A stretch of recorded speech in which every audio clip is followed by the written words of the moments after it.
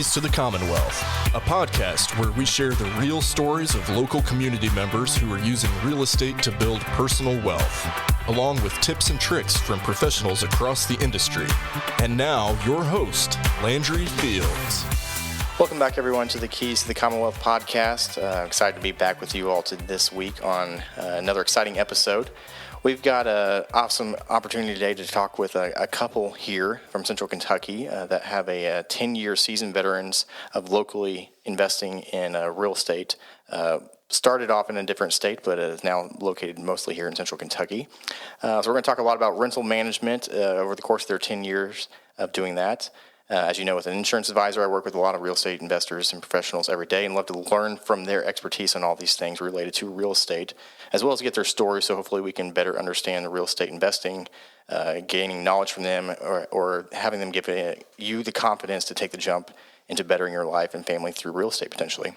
My guests today, plural again, are the husband and wife team of KC and Kaysie Massie that own quite an extensive portfolio in real estate. And yes, you heard me correctly, KC and Kaysie. However, make sure everyone doesn't confuse, we'll use Casey's first name of Kevin as the husband here for the remaining of the podcast, so everyone knows who we're talking to in that sense. Kevin, though, was born right here in Lexington, where he attended Lexington Catholic High School, received his degree from Georgetown College. Kaysie is from Orem, Utah, where she attended Utah Valley University, and then finished at Georgetown College as well. Together, they have two beautiful kids, Beckett and Starley, and one on the way as well, which is exciting. And so very excited to have Kevin and Kaysie to the Keys to the Commonwealth studio. Guys, thanks for coming on the show. Yeah, thanks for having us. Thank you. Yeah. As we start every episode out, jump back into the DeLorean here and kind of tell me, how did you get into real estate to begin with? A lot of people kind of fall into it, or, it's not like you just graduate college and say, hey, this is what I'm going to do necessarily. Sometimes you do, but how'd you guys get into real estate? Well, I kind of threw my wife into it, but I read a book in probably around 20 that was called Rich Dad Poor Dad, which a lot of people know that. Mm-hmm. So it's got a lot of people to focus on investing in real estate. And so from a younger age, how old? When I was 20. Okay. Yeah, 20. I just always knew after that I wanted to buy real estate. And so my goal was to figure out how much active income I could put into passive income. Now we've kind of skipped from passive to active again, but it's, we've gotten past the easy part of managing. It's more full time now. But I read that book, and I was dating Kaysie. I'd just gone to Utah. I worked in a summer sales position for a long time during and after college, and during my winter months, I would be able to live wherever we wanted. So went to Utah, met Kaysie, and to kind of show her I was serious, I bought a condo around the corner from her parents' house, so it was kind of fun. And I lived there for not even a year, and then we moved to Kentucky and turned that into a rental. I house hacked it, rented 2 rooms, and lived there for free.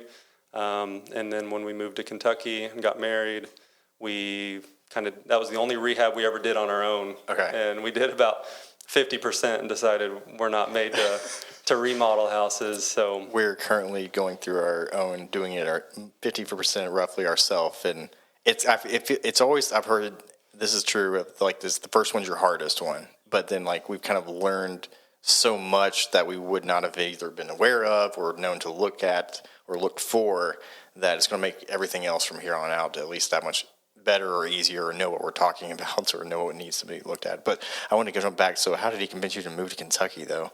Was there this stereotype at all? I got to ask in some respects. It was probably me more so than him, I would think. Well, she was playing D1 volleyball, but she was a walk-on. Okay. So she wanted, I kind of presented the opportunity. I said, hey, the volleyball team's really good at Georgetown. Well, I struggled with my coach, and Yeah, I didn't want to play against him. I didn't want to Sure. transfer close by, but I wanted to play. And so he was like, why don't we go to Kentucky? And I was like, yeah, let's go to Kentucky. Let's get out of here. It's very brown, right, in Utah versus very green here. Or I really am very.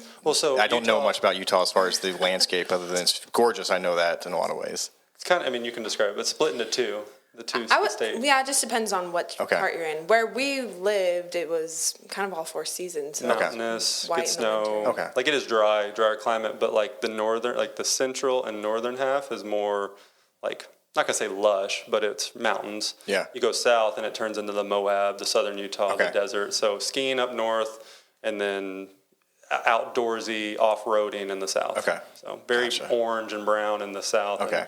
And more mountainous, more Colorado feel in the north. Yeah. Okay. Very cool. But yeah, so I mean, to kind of go off that, so 2012 is when we bought our first condo, and then 2013 we moved to Kentucky and bought.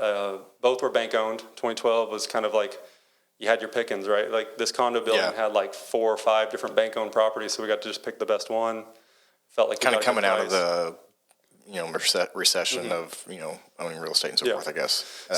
So I was always told to put 20% down. I never did like an FHA. So my goal when I got my earnings for the year was I need to buy a place. Yeah. So I bought a place in Utah. And then when we moved to Kentucky, it was another bank owned property. We actually never saw the inside. We walked around the outside, and when we were visiting my parents for Thanksgiving, we went back home and decided to put an offer. We got that one as well. And then we got in. We basically just did all the demo work and some light painting. And then after that, we said, like, hey, we're not going to do anything else. Do you all still do bank owned as far as sometimes the acquisition goes? If we can find one, it's just like... Is it harder now? Yeah, it just doesn't really get that far. It seems like most people can just list their house. They're not... If they're under a situation where they're going to lose their house, they're going to just list it, and they're going to sell it. So it's not as common, whereas back in the day, people would try to list it, and it would sit for a while, and then they would lose it. Now, if you're losing your house, you just list it. Gotcha. So interesting. just what I've seen, but I'm sure there are still bank owned. We've never done like auction. We've done one auction that was just recently, but other than that, we've never bought an auction. The bank owned were listed on the MLS. As far as the auction ones, I mean, there's a site I know. I don't know if it's per county, but I know it's Perry County. What is that one called? The Master Commissioner. Yeah, Master Commissioner. So I've never been the Fayette County one, but the only auction we've done was just a private auctioneer. Okay. That was recently in Jessamine County. So it was more of like my wife. I was walking out the door. My wife was like, "Don't buy a house," and came back and bought a duplex. So I don't know what I was. I probably shouldn't have gone, but I actually was done bidding, and the auctioneer took my no as a bid. So that was how I got that one. So that was fun. But so yeah.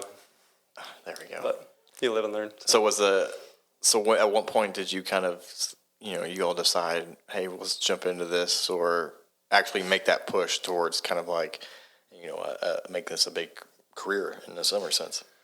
So with my job, I did door-to-door sales for 13 years. So I know it's very abnormal for people in Kentucky, but in Utah, a lot of people do businesses that are their sales position is geared around door-to-door, whether it's internet, satellite, cable, home security is what I did, and then there's solar. Pest control is a very big one. So those guys that knock on your door during the summer, a lot of those come out of companies that were started in Utah. Interesting. So I worked with home security, and so I would take teams out every summer, and I still work with Fluent Home. That's what I do. I guess that's like my position if I were to have a job. You're W-2. Yeah, 1099. No, I'm 1099. Everything's okay. 1099. So everything's commission, 1099. But I would create teams and take them to different markets. So my wife and I would move, and we would just Airbnb whatever house that we lived in at the time. We would rent that. And so that's how we got started in Airbnb like 5 or 6 years ago. We would just rent our house when we were gone because we didn't want it to sit empty. So we would then work all summer, and then we would travel or do real estate in the downtime, which is like the fall, the winter, and early spring. It's spent towards recruiting, training new guys for the next summer. So that's how we kind of focused on real estate because we had the time. Summertime, we didn't really deal with it really at all, but other than collecting rent and dealing with little problems, but we wouldn't buy anything during the summer. And then in the off season, we call it, we would then spend time kind of focusing on what can we buy next, what can we invest into. We'd just roll any checks that we got because it was a nice pay structure because I would get paid most or about half during the summertime, and then the other half would come in one check at the end of the year, like in October. So then you get this check, and you're like, well, I can go burn it or let it sit in my account, or I can go buy something. Learning to live off the smaller part of the income, knowing, that is kind of nice in some senses. If you kind of, it gives you a good discipline to know, like, whether if it was coming in on a month-to-month basis, then it's a little bit harder sometimes, especially when we're younger, to not want to go use that money for something. Or, Yeah. So I would just take that, and so it would help discipline for the 20% down. So each time we buy a house, it's always been 20% down. We've been able to come up with some new financing ways now, working with local lenders. But early on, we were doing the traditional 30-year fixed rate conventional loans, 20%, 20 to 25% down. Yeah. Maxed out to 10. Yeah, and then it went all to commercial or local lending after that. Yeah. Okay. As far as that transition goes, I mean, what were some of the things or what were some of the challenges or kind of things you didn't foresee, kind of switching that into kind of a full-time real estate side of things? I would say my phone. My phone has blown up. Like, right. He's always like, "You're on the phone all the time," and I'm like, "Well, we have tenants to talk to, Or I would say that's probably the. Yeah, she. I mean, because we manage everything ourselves. Yeah. I have to really be respectful to my wife in that sense, because like it might be 7:00 and we're getting kids in bed and she's taking a phone call, because let's talk about how you guys split up things right now, because it really is a team from what we were talking about earlier. I mean, she does all the heavy lifting. She's 70%. I'm probably 30, but she's she's the brains to it. Basically, during the summertime, we had maybe 20 properties at the time, 28 units. We do everything by units because we probably only have so many buildings, but a lot of them. Our biggest is over 30 units, and then our smallest is single family. So we have a wide variety from short term to larger commercial, not commercial in the sense, but multifamily. But I was just working, knocking doors. My hours were morning. I'd have meetings, afternoon and evening. I would work all the way till about 9:00 at night. So if a tenant's calling me, which I used to do everything, I was really bad at landlording. Actually, I was terrible. Like I would let people pay whenever they wanted. I was really nice. We had the same girl calling us every month. I want to, I something came up, and he'd be like, "Oh, no problem." I'm like, "No, you can't do that." So my wife kind of put her foot down. I was like, "Well, you just deal with this." Like so I'd send her a text message. Like I'd get a voicemail and say, "Call this person. Can you deal with this?" And so I kind of just threw it onto her lap, and she just ran with it. I mean, That's awesome. She took some extreme ownership. The book's a good book, but she took it in that sense, extreme ownership, and just really owned it, and just became a really good property manager. We're not an official property manager because everything we do is our own or friends and family.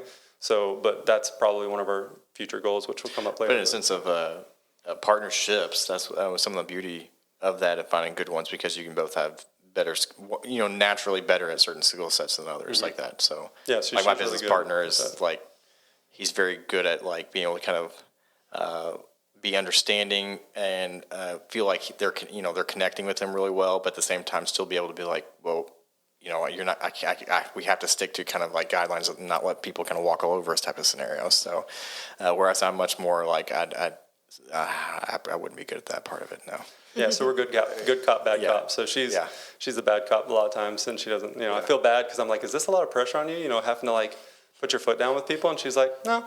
It's fine. Like people she'll tell me a story about someone like going off on her about not accepting them as a tenant. And I'm like, does that not weigh on you? Like, does that not make you feel bad? And I'm a people pleaser because I'm in sales. So I want everybody to be happy, all the time. Like I want to say yes to everyone. I'm a yes man. I'm a real big yes man. So anyone says something, I'm going to say, yeah, I'll figure out how to do it. But she's really good at saying no. She's like, she's with our kids, with anything. Like, she's really good. So it's a good balance. I mean, I couldn't have done it with anybody else. So it's our business grew. My dreams were blown out of the water once she was added to the equation. Yeah, that's awesome. Now, Kaysie, how many doors do you all currently have as far as because I know you guys have a variety of different types of rental units and buildings and so forth. So what does that look like right now as far as the number and variety? I think we are at about 120 for doors that we own, and then we have friends and family with probably. We don't partner with anybody, so I mean, not that we are against that, but we don't have any ownership in any property other than our own. Right. And then we've once we got to a certain point, we said, hey, we need to start helping friends and family because they live in different areas. Some live in Utah, some just don't know how to do it. And so we've just kind of sent properties that we thought were good buys to them, and they'd buy it, and then we would just take up the management side. So we have about 30 others, I think, that we manage for friends and family. Yeah. Nice. So your phone's literally blowing up all the time. Well, I feel like we're in a good place. When we did a big 31. Well, I guess it wasn't 31 exchange. We did a big purchase last year with those bigger units, and when we did that, we switched to Buildium, and Buildium has made my life so much better. So let's like hit pause on everything else and talk about that a little bit, because we haven't really talked about that. But when it comes to self-managing a lot of this stuff, there's a variety of good SaaS, software as a service, or other types of organizations and companies out there that are obviously built around managing the ins and outs, the lease agreements, the background checks, the rent payments, the service requests, all this kind of stuff. So I've used a couple different ones, obviously. So for those who aren't familiar, Buildium is one of the bigger ones, I think, in that sense. They both have one that for bigger real estate ones, and they also have one that's specific more towards just kind of if you're doing Airbnb type of stuff as well. So if I don't know anything about that, what do we do? We've tried a lot of them. Yeah. Buildium has been by far the easiest. We've tried RentReady. We've tried, we used eForms for a while for like our leases and stuff. Is RentReady cool if it's just a few? Is that the other part too of it? Like sometimes it's like, okay, this one was good for this size of a book, but then you start going. It depends on your portfolio, because when I set up Buildium, I think we had just surpassed 100, and the guy was like, "I'm so shocked by you." He's like, "Most people will call me when they hit 20." He's like, he's like, "I'm surprised you've gone this long without doing it." But like RentReady was great, but like we did one called Cozy. Yeah. But it doesn't. When somebody pays their rent through it, it doesn't go to the bank account until for like 4 days. Yeah. My tenants would pay rent, and then they go on a shopping spree, and then it would bounce, and it was so frustrating. Buildium is just a day, and so it's just been super easy for us, like for our portfolio. So I think it depends on. RentReady does that, but I still take it out. You just don't get it, right? I think it takes like a few days from RentReady, but it's also the cost. I think Buildium's a $250 minimum. Is that what you said?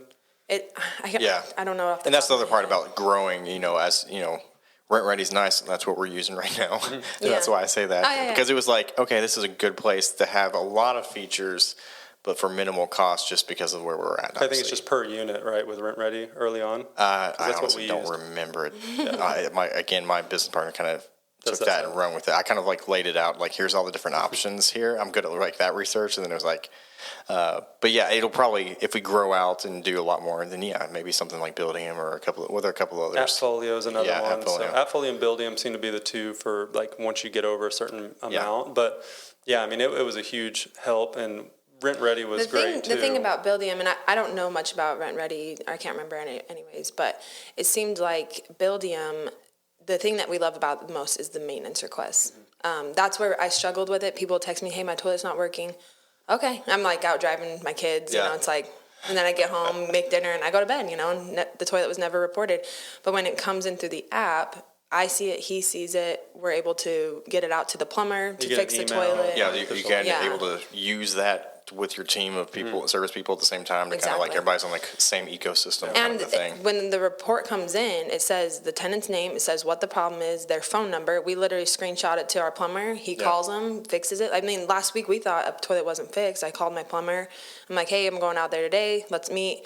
And I text my tenant and I said, "I'm running late. My plumber will be there." And he's like, "Your plumber came last week." And I was like, "Oh," like it's just been a game changer for us. And that's a sign of having a good team, stuff like that. We already got a call. I mean, we're a month in. We already got a call of like, "There's water pouring through the wall into the floor." I'm like, "Oh no. My goodness!"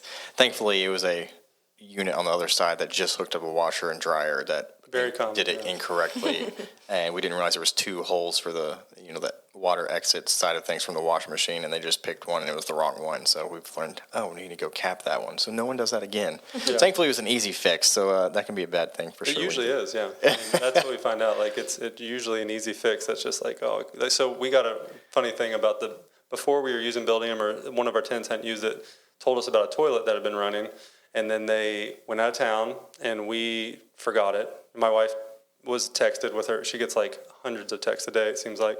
But we ignored it, and then he got a water bill for how much? $800. $900, but it was like 2 months. It was spread across 2 months. It was a very big water bill. And so, I mean, some landlords, it's very easy to be a bad landlord, but it's also very easy to be a good landlord. So it's just like pick your easy, or choose your hard. Like in that sense, you could be like, it was your fault, but at the same time, it's like, well, you also brought it to our attention. Yeah. So we split it. Yeah. I'm pretty sure we split it. Yeah, we felt like we were both at fault. We all talked about it. We're like, you didn't report it the correct way. We didn't fix it. That's exactly what we just did. We just kind of like, hey, when we split this, I mean, there was, kind of equal fault in some respects here. So Yeah. that's interesting. I'm glad we're doing things the right way sometimes. You're figuring it out on the fly a lot of times. But as far as that goes, I think that points towards, what are some of the ways you are able to connect, impact, or love on your tenants type of thing? Because obviously keeping a tenant around is usually the best, and building that long-term relationship with them, if that's the case, is obviously so much easier than constant turnover. So what are those things some of those things you all kind of do? Or is that a pointed focus at all? Or Oh, totally. I think the biggest thing that people tell me is they love having somebody to talk to. And that's where the texts come in. And I always tell people, I'm like, if you want to talk, feel free to text me. If you want to put in a maintenance request, do not text me, But they always tell me, like, that's the ultimate thing. Like, we have one tenant who's like, I'm never leaving you. I'm like, oh, boy. We have a few tenants that say that. Yeah. But, yeah, there's one that's blatantly like, wherever you get, if She's I need like, to move, I need a just buy 3-bedroom. place. Yeah, like, let me move with you guys. So, but I think more than anything, like my wife said, it's being a person, understanding their circumstances they're going through. We had a tenant that recently had a tragic thing happen in their family where their kid was, their child, 18 years old, was basically assaulted at the house. And so they're in a tough position, and I spent about an hour talking with them yesterday, just listening to them. Yeah. And they said, look, if I need to go, because due to our safety, I was like, we're just going to go. We're just going to leave everything here. And I told my wife about it, and she was kind of like, well, we're stuck dealing with that. And He said he was going to leave all of his furniture. Yeah. And I'm like, we have moved out furniture. I'm not moving things right now. And so she saw it from a business side, and I tried to say, well, I also listened to him for an hour, and if it was our child that was in a dangerous position with some bad blood out there, then hopefully our landlord would understand that we just might need to go and just disappear in the night. So obviously, like, there's some understanding that comes in, and treating people like humans. And I tell every tenant when they move in, is our job is to be a good landlord. It's not just to collect rent. Our job is not just to take a check. Our job is to make sure you have a good, clean, safe place to live. And so there's certain areas we just won't buy in, no matter how good the deal is. Most of and especially since my wife manages or is on site a lot, we buy in just pretty good areas. We do have some C-class rentals, but they're still in good parts of town. So, you have some Section 8 stuff as well, right? We do. We've never bought and put someone on Section 8. I think our own, one of our own tenants, we've bought and transferred accepted, taken Section 8. What do you call it? Inherited tenants. So, how's that been? I know that's a lot of times people just are very afraid of that. From a landlord perspective, I always tell people, we will accept your Section 8. We do not accept you because you are Section 8. Because I think a lot of people think, well, I have guaranteed money. You're going to accept me as a tenant. No, not necessarily the case. We still want a quality person. And they're like, well, I won't qualify for income. That's not what we're looking at. We're looking at your background and everything like that. And then we rental history. Not everybody in Section 8, obviously, is covering the same cost kind of scenario. People have hard times. You can help. The nice thing about Section 8 is when we've had a problematic tenant who was Section 8 inherited. Every time she gave us beef, we would call Section 8 and say, hey, she's not working with us. And they're like, okay. And then she'd call us back about an hour later, you can come, or, whatever it was that we needed. And so the nice thing is you kind of have that extra. A little bit of leverage there. Yeah. It's kind of a checks and balances thing. Sure. It's a mediator between, and so it's nice in some sense, but it's also a pain in the butt for some times where they are very strict. You can't if you have a window screen and it's got a tear in it, you have to either completely remove that window screen or put in a new window screen. You can't just have a torn from window the inspection side that comes with Section 8. So they can be very difficult on the silliest little things. But it's also nice when you have guaranteed rent. Some of our best tenants are Section 8 tenants, and it's not a problem. Is there any certain things, as far as I know, obviously Section 8, they come in, they look over and approve a property to be Section 8. Is there any kind of differences that you've come across or note in that they're looking for that would not necessarily be something that's normally an issue with a non-Section 8? Or is it just usually the stereotypical things of what you would want? I think the biggest thing that we've failed on is that you have to have a window that stays. I don't know if that would necessarily be on the top of our list. Stays up or stays down, to, so it's not like falling down every time. Exactly. Okay. They're very Yeah, I mean, like if a plug's not working, like they're going to make you fix it or they won't pay your rent. Like if a plug goes out and they find it's not working, whereas a normal tenant might be like, oh, I don't use that plug. Yeah. Like, it's not a big How deal. often are they inspecting? It's about a year basis. It's been less because of COVID. Like they switched it to every 2 Yeah. years. And then, I mean, I feel like we haven't had any inspections in a while. Usually they'll call the tenant and say, is everything working? And the tenant says, yeah. They're like, okay. So we like to maintain good relationships. But again, like you with said, them. checks and balances to kind of know everybody's upholding, I guess, their end of the bargain there in some respects. Totally. No, I mean, I think it's a great program.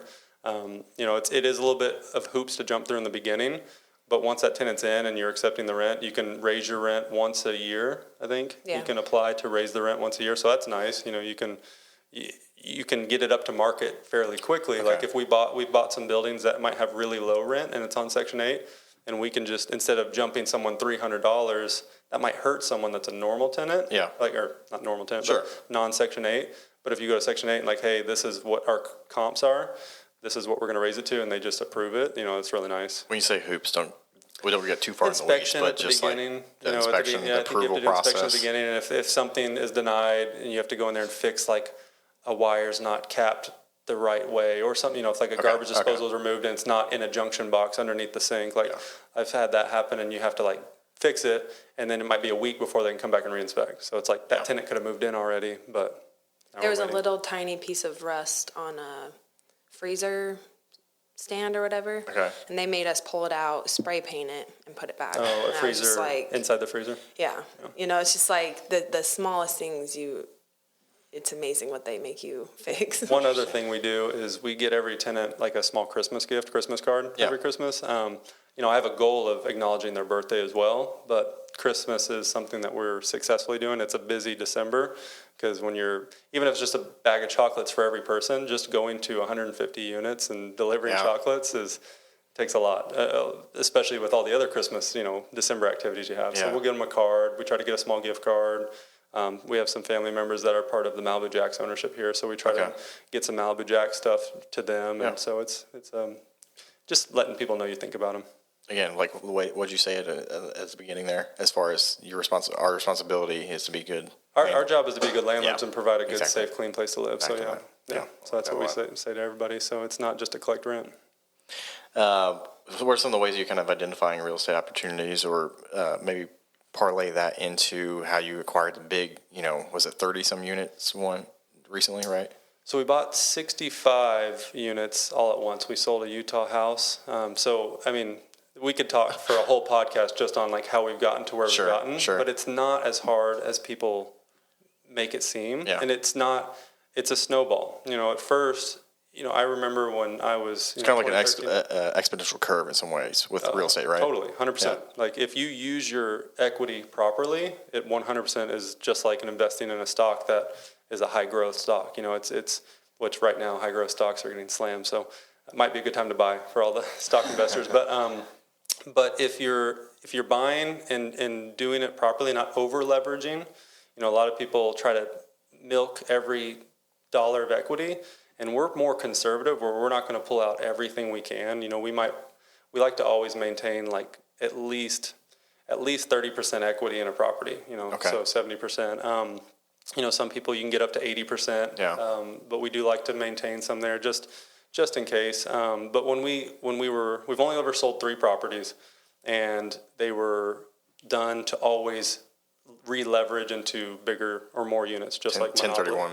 Yeah, 1031. We've done 2 1031 exchanges, and we've sold 1 personal property, where you can do a personal property as long as you maintained it as your primary residence for 2 of the last 5 years. If you're married, you can take up to $500,000 without paying any taxes. Gotcha. No capital gains. Yeah, no capital gains. So we did that when we moved from Utah. I mean, this is kind of like, I mean, we can spend a lot of time on this, but so stop me if we need to. But 2019, I'm trying to figure out how you took 1 property into a. So I guess I can talk about the 3 properties we sold. So we did buy some along the way, you know, with our own cash. That was just earned income. But most of what we've got 65 plus 14 plus 3. So what's that? 65 plus 14. Oh gosh, that's 79 plus 3. So 82 of our units were acquired without new capital.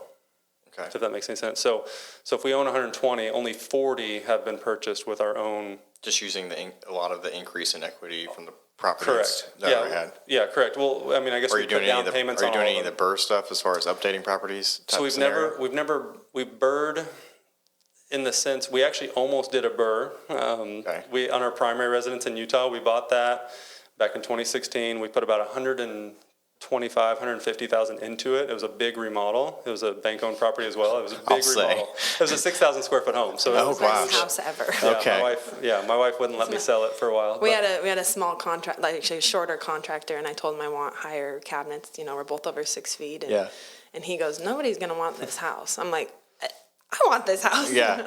We could do a whole podcast on that house, but it's a very nice house with views of the mountains. I mean, we loved it. So the Wasatch Front is very nice in Utah. So anyone that ever wants to go skiing, Utah's the best skiing in the world. I'm no good at it, but my wife will take you. So, anyways. It's real quick. I just went skiing, like I told you, in Montana. Finally got out to Montana, and I've only ever skied Perfect North, which I know you know what that is, which is a small hill. Let's just be honest. Have you been there? Has she been there? It's like the bunny slopes for. It's smaller than the bunny slopes practically. And I go to Montana and I'm supposed to like ski like Jackson Hole, and I look up at the bottom from the bottom like, oh my gosh! I'm like, I've been skiing, but I've apparently never actually been skiing. If you so that's one thing. Segue there. So skiing. I was actually afraid for a second in my life there.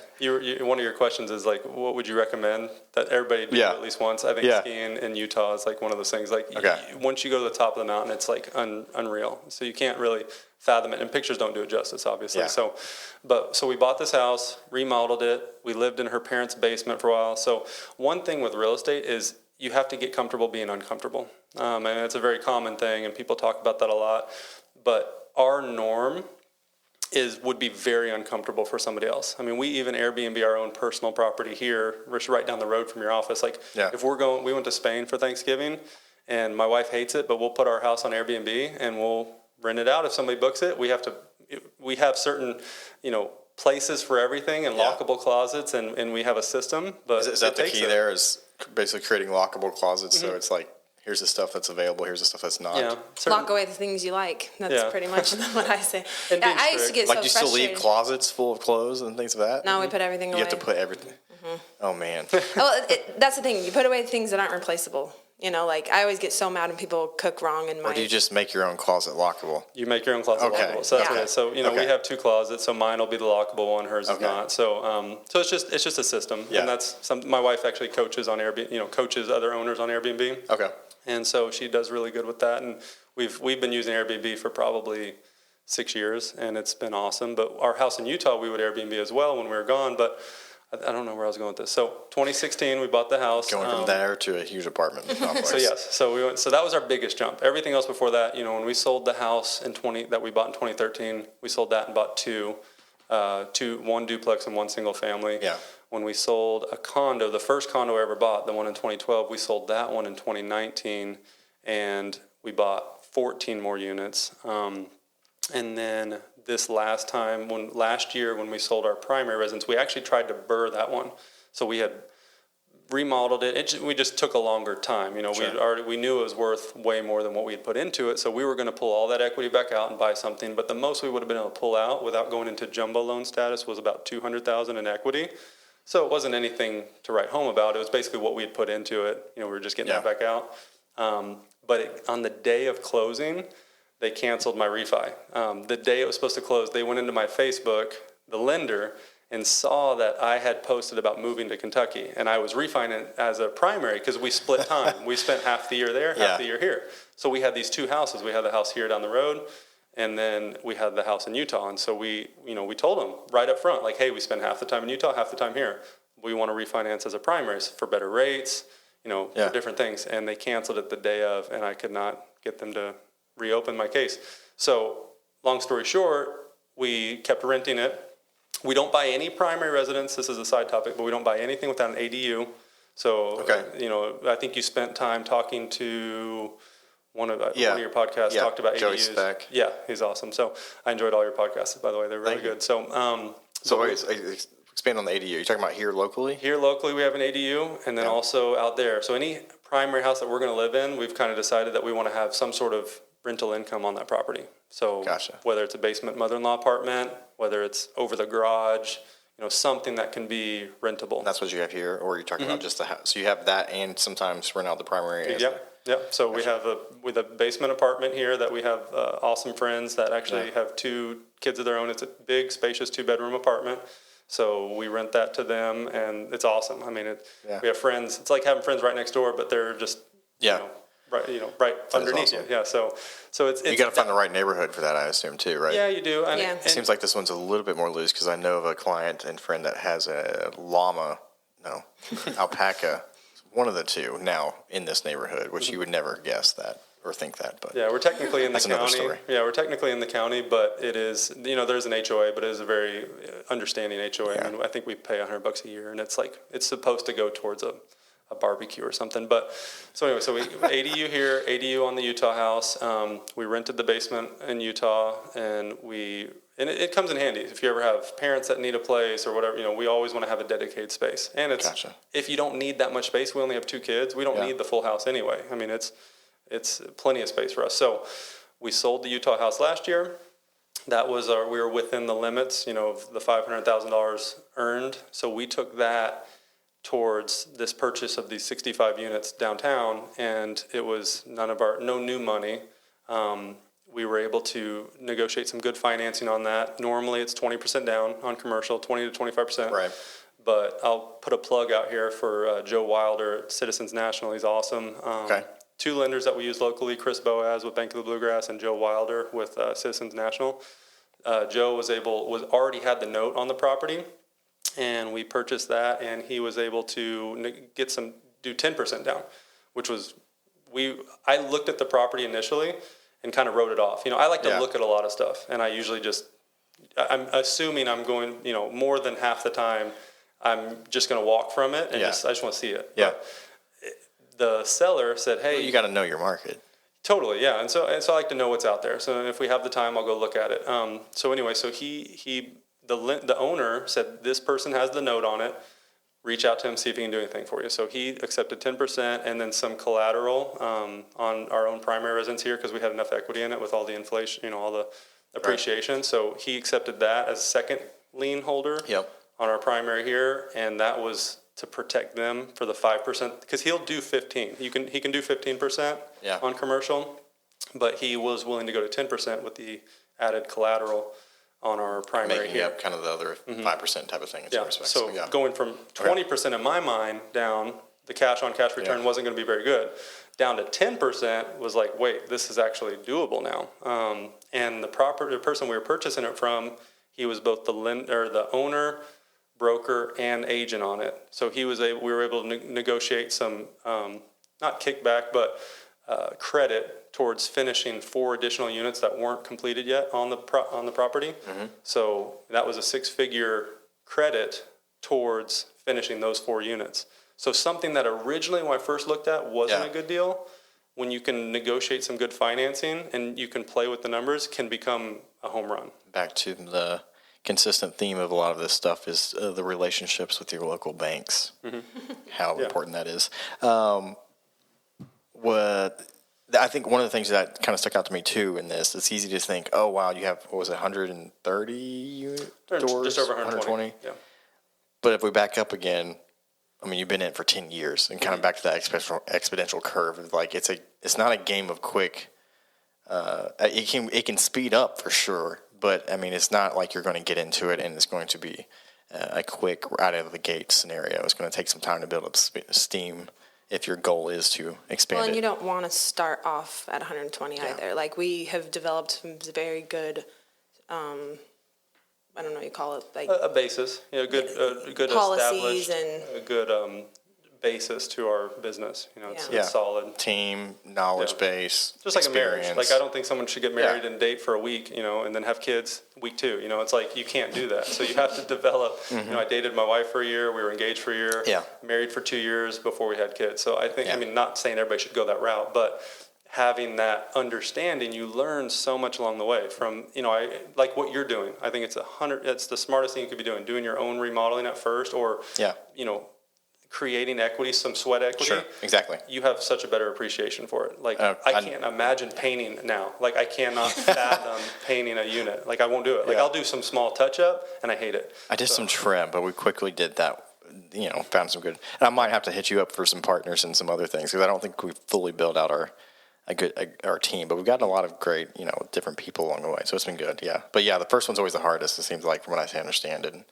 Now I know what more to look at if I'm going through a property or looking at a property as far as what may need updated or I think we probably envision doing more of that, of like looking at properties that could be, improved upon and so forth like that, which I'm sure you could do some of that as well, just as more of to improve rent scenario. Oh yeah, totally. Yeah, I think my wife she wants to remodel everything because she knows she's going to have a much better tenant to work with.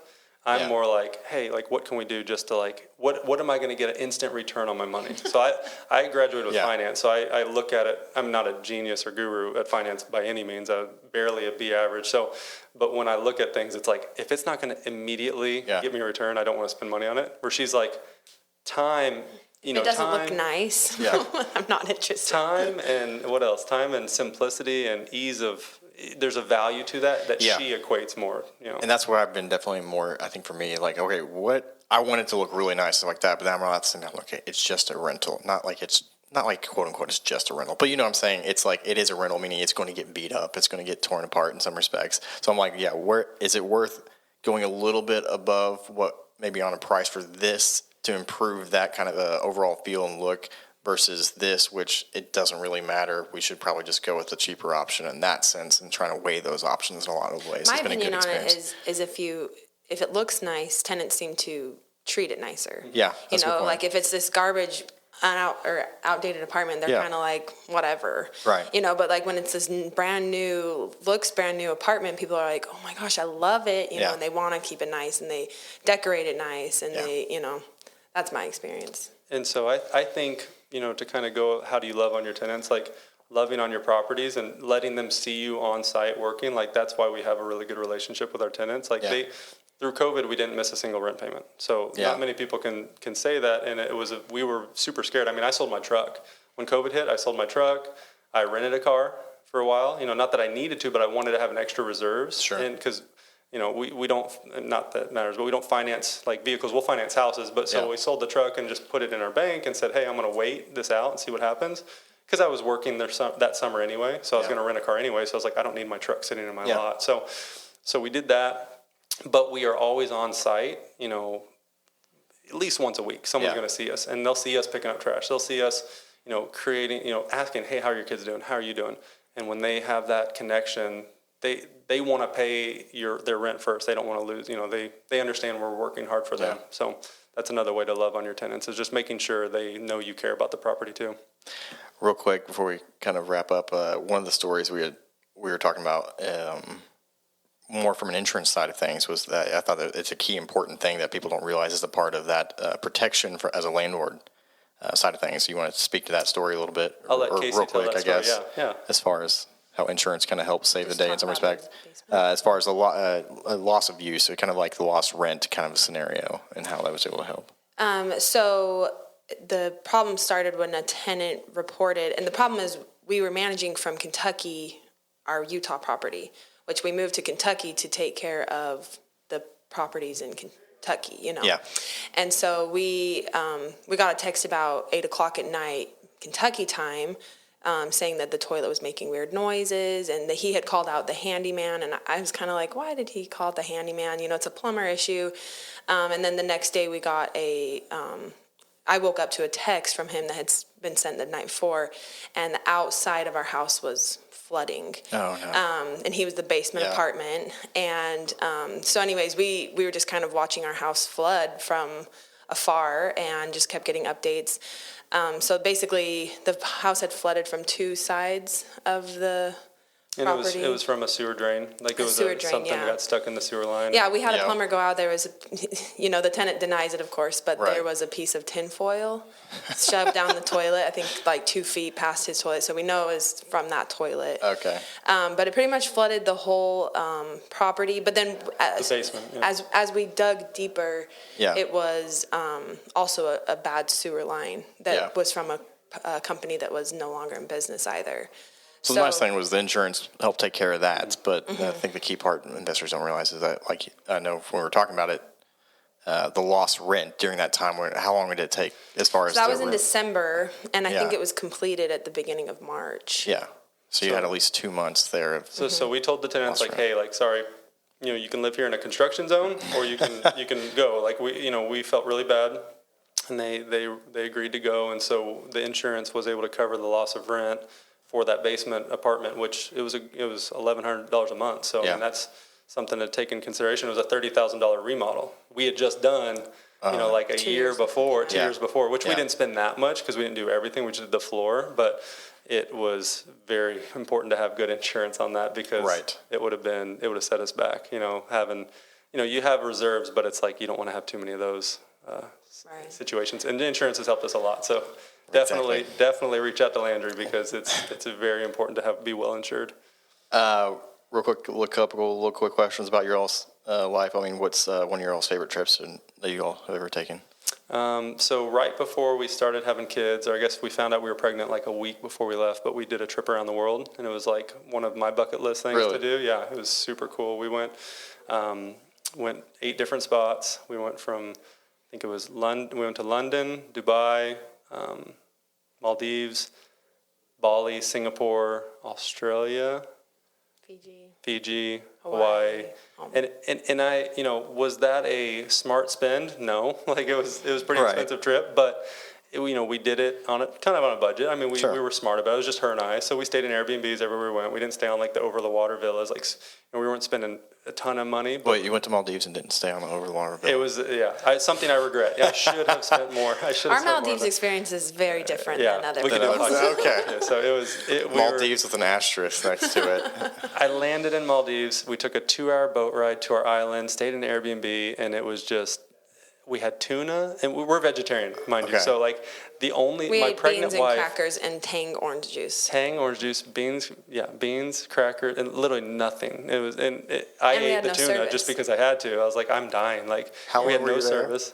How long were you there? We were supposed to be there, I think it was 2 nights or 3 nights.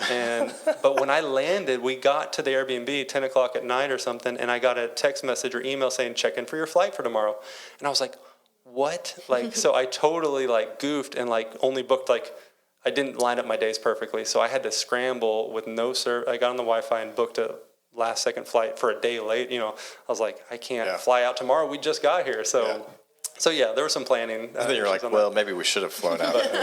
But we did, we did some night snorkeling. I mean, it was the clearest water I've ever been to. It was in the Maldives. Like, we went to some pretty cool islands. Like, it was still really awesome. Sure. We just didn't stay on the bungalow. We stayed with a local, and he took us everywhere. Like, took us night snorkeling. It was the scariest thing I've ever done. Night snorkeling, Took us to a thing called Picnic Island. It was this little tiny island, like what you imagine on a calendar. You know, the most perfect sand on the planet. You could walk the whole thing in probably 5 minutes. Wow. It was just us two. They just dropped us off and like give you a picnic. It was literally a picnic on the island. Spent all day there, so it was really cool. We went snorkeling there. It was. You're just like, I hope they come back and get us. Otherwise, we could have been left there. Otherwise, we're trying to find a volleyball to befriend. So Maldives was cool, and then Bali, and then so we had this experience. So what I was saying is like it's important to spend on things that like will help you level up or change like your mindset. Like having that feeling of completing that goal that I've always had since like a little kid. Like I always wanted to travel around the world, circumnavigate the globe. And so like I was in tears when I was in Hawaii. Like completing that goal was like an experience that like you can't recreate. Right. And so everyone should do that. Reward themselves as they hit different spots of their life and feel good about the accomplishments they have. Don't it's not about comparing. It's not about looking to somebody else. It's like if that's something you want to do, you do it, and you feel good about it when you accomplish it. Yeah.